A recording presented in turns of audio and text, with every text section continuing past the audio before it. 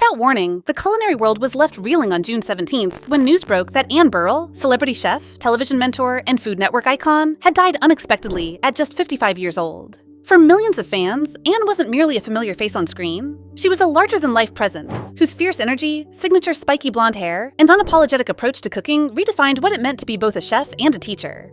From her early roots in upstate New York to her rise through the ranks of fine dining and into the hearts of viewers nationwide, Anne brought more than recipes to the table. She brought soul. Her most beloved role, as co-host of Worst Cooks in America, showcased her rare ability to blend comedic grit with deep empathy, turning culinary disasters into unforgettable transformations. Viewers laughed with her, learned from her, and in many ways felt seen by her bold defiance of culinary elitism. Her sudden death, confirmed by a spokesperson and followed by an avalanche of social media tributes, stunned both fans and fellow chefs alike. It was the kind of loss that felt personal. Online, former contestants thanked her for changing their lives, while celebrity chefs like Guy Fieri and Alex Guarnaschelli expressed their heartbreak and reverence for a woman who brought color, fire, and unapologetic honesty into every kitchen she entered. Even those who had never picked up a spatula felt the impact of her charisma and warmth. For many, Anne was a gateway into the joy of cooking, not through perfection, but through passion. She gave permission to fail, to try again, to be messy, and to love every minute of it. That she is now gone, with no prior signs of illness or warning, adds a haunting note to her legacy. Her death wasn't just the end of a career, it was the silencing of a voice that made countless people feel brave in their own kitchens.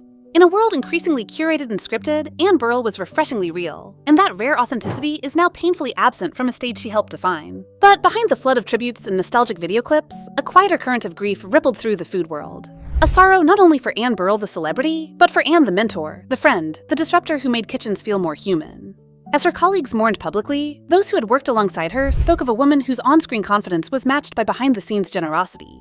She was known for staying late to help nervous contestants rehearse, for advocating fiercely for production staff, and for offering honest, often brutally direct feedback that somehow never stung because it came wrapped in purpose. Yet her sudden passing left more questions than answers. No official cause of death was immediately released, and that silence, though understandable, fueled speculation. Fans speculated everything from a silent battle with illness to the brutal toll of the high-stress culinary world. A world where mental, physical, and emotional exhaustion often go unnoticed behind curated plating and composed smiles. In the absence of clarity, many turned inward, reflecting on how often those who make us feel strong are the ones fighting silent battles themselves. Meanwhile, television networks scrambled to adjust schedules. Food Network aired tribute marathons of her greatest hits, reruns of Worst Cooks, guest judge appearances on Iron Chef America, and her standout moments from holiday specials that had become household traditions.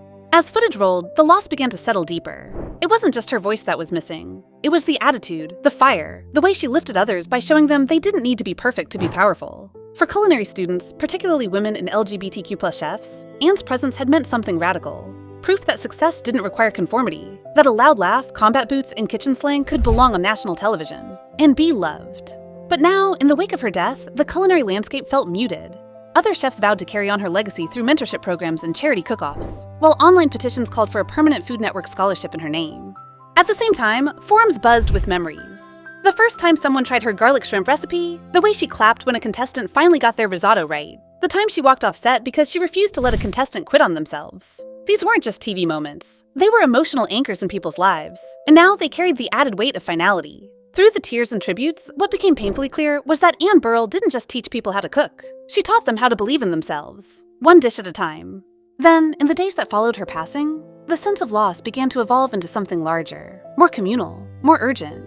Food Network studios turned into makeshift shrines, with flowers and handwritten notes left at the gates from fans who had traveled across cities just to say thank you. Candlelight vigils sprang up outside culinary schools and restaurants, with chefs in whites and aprons lighting matches, not just in grief, but in tribute to the flame Anne had ignited in them. Her absence created a void that couldn't be filled with reruns or social media posts. It was as if an entire generation of kitchen hopefuls had lost their compass. Amid the mourning, her family released a brief statement, thanking fans for their support and asking for privacy, but those few words did little to contain the emotional wave crashing across the industry.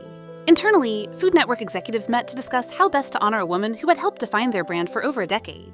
Behind closed doors, producers recalled how Anne had resisted many of the polished, scripted moments they'd planned, insisting instead on authenticity, on letting contestants stumble and recover without intervention. She believed in letting people be messy, emotional, real. That philosophy, though initially questioned by some, had become a cornerstone of her on-screen power. And now, in the wake of her death, it became a North Star for how her memory would be honored.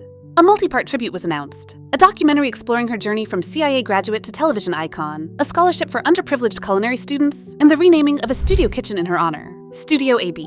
Meanwhile, thousands of fans uploaded tribute videos, recreating their favorite Burrell dishes with shaky hands and cracking voices. Their kitchens filled not with perfection, but with the spirit she championed. One viral clip showed a teenage girl burning a garlic sauce, laughing through tears as she shouted, "I channeled Anne Burrell, I didn't quit." The internet roared with support. In that moment, it became clear that Anne's influence had never been about celebrity. It was about permission. Permission to fail, to try, to yell, cry, burn the rice, and still keep going. That spirit, raw, unfiltered, and fiercely kind, had found its way into kitchens all over the world. And now, in grief, those kitchens responded. With fire, with laughter, and with the echo of a voice that once shouted, "Cook like you mean it," as if the world depended on it. Because for many, it truly had. Finally, as the initial shock gave way to reflection, a deeper understanding of Anne Burrell's legacy began to crystallize. Not just in the culinary world, but in the hearts of those who had grown up watching her defy norms with flair, grit, and unapologetic passion. Her death had not simply paused a career or ended a TV show, it had created a cultural moment, a ripple effect of remembrance that invited people to reconsider what leadership, vulnerability, and inspiration look like. In the weeks that followed, tributes moved beyond hashtags and headlines. Former contestants began sharing raw, behind-the-scenes moments. Anne comforting them during panic attacks, slipping handwritten notes of encouragement into their aprons, fighting to keep them on the show even when producers wanted to cut them. These weren't PR stories. They were testaments to her character, to a woman who didn't just entertain, but genuinely lifted people up when the cameras weren't rolling. Across the country, culinary academies hosted Anne Burrell Days, where students cooked her recipes and shared how she helped shape their dreams. One class in New Orleans renamed their campus kitchen the Burrell Room, hanging her photo above the stove like a patron saint of messy perseverance. For those who knew her personally, the grief was private and raw, but even in those circles, her impact was undeniable. She had built bridges in a world that too often prizes hierarchy and perfection, insisting instead on honesty, heat, and heart.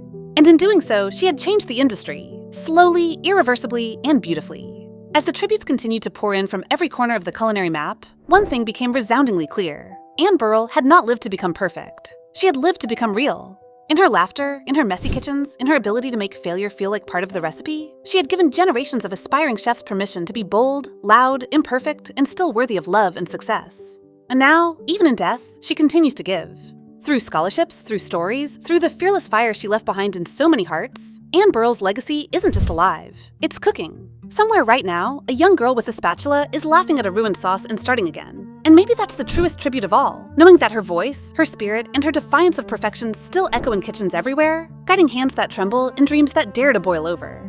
Because in every home-cooked meal shared with love, in every culinary student who dares to stand out, and in every dish made without fear, Anne Burrell lives on. Not just as a chef, but as a revolution plated with heart.